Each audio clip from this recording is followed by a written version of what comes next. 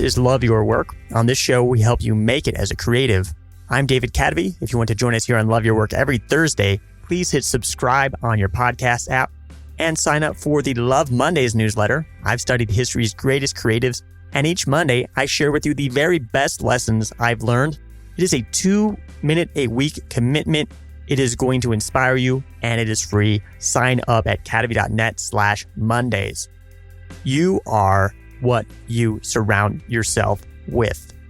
When your environment changes, your mind changes with it. We recently talked about how your environment can put you in a creative mental state when we talked to architect Donald M. Rattner on episode 201. But what about the objects you surround yourself with? They're a part of your environment too. The devices we use are a part of our environment, and the devices we use affect our mental state. We're already pretty intentional about how we change our environment for the exact activities we're doing. You cook in your kitchen and you sleep in your bed. You wouldn't sleep in your kitchen, so why do you meditate with your smartphone? It's the subject of this week's article, and there's a very important way this article ties in with our sponsor this month. Let's hear from the creator of the Awake Mindfulness Clock, which is the best alternative I've found to using your smartphone to meditate. I use it every day. This is L.R. Laggy, and I'm the founder of Off-Grid Mindfulness. There's one reason in particular that the Awake Mindfulness Clock was so interesting to me, and it has a lot to do with the way you and I ended up getting in touch. I meditate every morning, and I was using a meditation app, and as soon as the 21 minutes that I had set the timer for on the app were up, I would have my phone in my hand, and I would invariably push Instagram. And I might be sitting there for as long as I had just meditated. I realized that what I needed to do was get my phone out of my bedroom. I was just surfing around the internet trying to find out if people were looking for this. In a Google search, I came across your essay, "You don't sleep in your kitchen, so why would you meditate with your smartphone?" Now, one thing I love is on the box where it talks about the features that it doesn't have. Most definitely does not have Wi-Fi, Bluetooth, video streaming, dial-up, email, social media.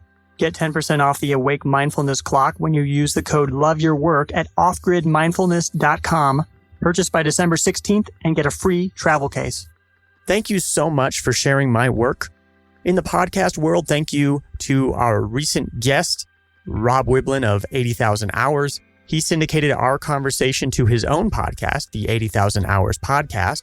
I was also on a podcast, the TGI podcast. TGI stands for Traction, Growth, and Income. Better to search for TGI to find it, though.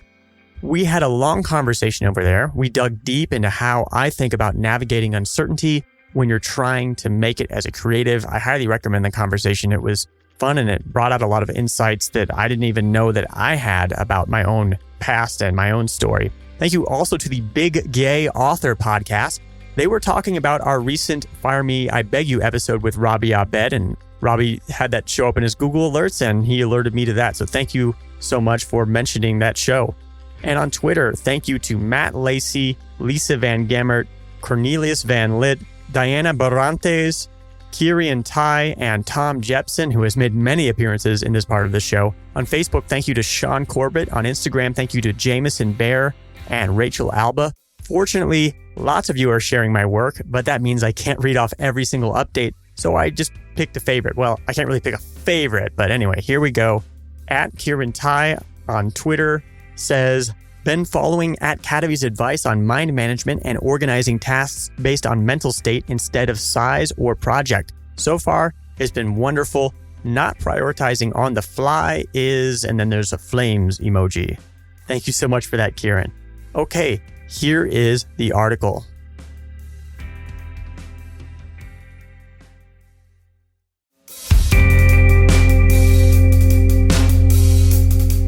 You don't sleep in your kitchen, so don't meditate with your smartphone. It's time for a device divorce. Each time you do a thing, it makes it easier for you to do that thing again. Every factor involved in doing that thing gets connected to that thing in your mind. Think about Pavlov's Famous dogs. Ring a bell when feeding a dog. Next time you ring the bell, the dog begins to salivate. Just touch your smartphone and you can feel this in action. That tinge of anxiety you feel before checking Facebook again. We cleverly have boundaries in our physical world that help manage our behavior. You don't sleep in your kitchen, for example, and you've heard many times that your bed is only for 2 activities, one of which is sleeping. You'll have an easier time falling asleep if you follow this rule. But when it comes to our digital world, we're like a disorganized college student who can't keep his clutter on his half of the 10-foot by 17-foot dorm room. Our every activity, from binging on House of Cards on Netflix, to planning a night out with friends on Messenger, to meditating using Headspace, it all happens in the same space. It's time we had a device divorce. In a device divorce, you divide up the tasks amongst your devices based upon the mind state you want for each task. For example, I don't allow messaging or notifications of any kind on my iPad. My iPad is for focused, often relaxing activities that I don't want interrupted. Here are some of the activities that I will do on my iPad. Listen to podcasts or Audible or streaming music, watching TV shows on Netflix or Amazon Prime, using the Relax app by former Love Your Work podcast guest Andrew Johnson, video chatting with friends and family, reading on the Kindle app. My iPhone, however, is for more granular, interruptible activities. Things like Facebook and Twitter on occasion when I actually have the app on my phone, which I don't. Messaging on Messenger, WhatsApp, iMessages, reminders notifications, any other notifications, which I keep extremely limited. My devices aren't in control of my mind state.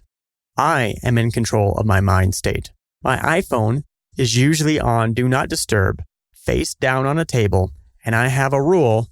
I don't look at my phone until I've worked a couple of hours in the morning. I also have a rule that I can't bring my iPhone into my bedroom, which brings me to another powerful component of the device divorce. Get physical, single-task devices to replace tasks you do most commonly with those devices. One of the most common causes for need of a device divorce is using your mobile as an alarm clock.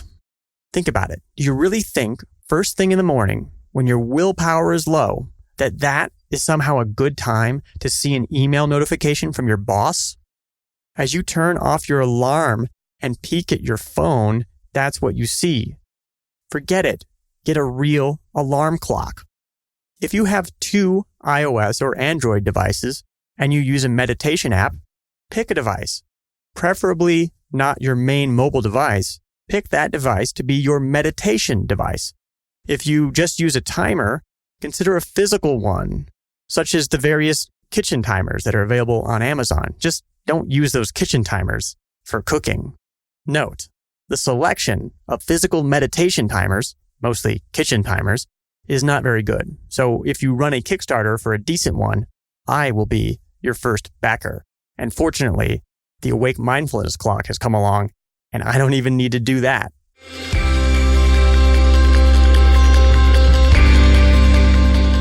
Is Love Your Work helping you find your unique creative voice? Does it bring you the inspiration and motivation you need to become the creator and human you want to be? If so, please be a part of making this a special and nourishing and thoughtful show. Support the show on Patreon. You'll be an even bigger part of this show than you already are. If you contribute just a coffee a month, you'll be helping support the hosting and production of Love Your Work.